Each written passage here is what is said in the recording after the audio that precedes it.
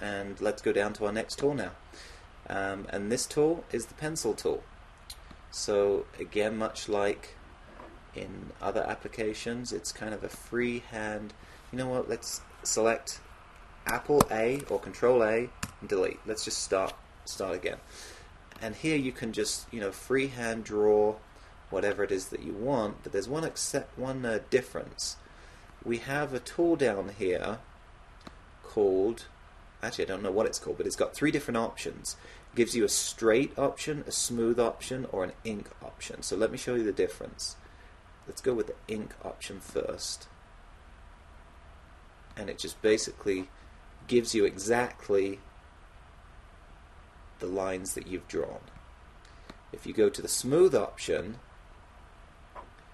anything that's jagged or that the computer doesn't think is very smooth, it will smooth out. So you see how this makes some nice smooth lines. And then you got the straight tool, which will convert within the tolerance. It will convert certain lines to right angles and various geometric angles. And so depending on the look that you're going for, this is a pretty useful tool.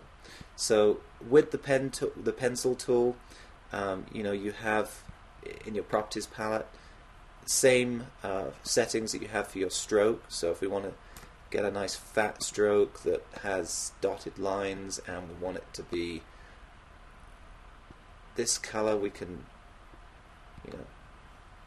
get whatever we're looking for. So you can play around with the pencil tool.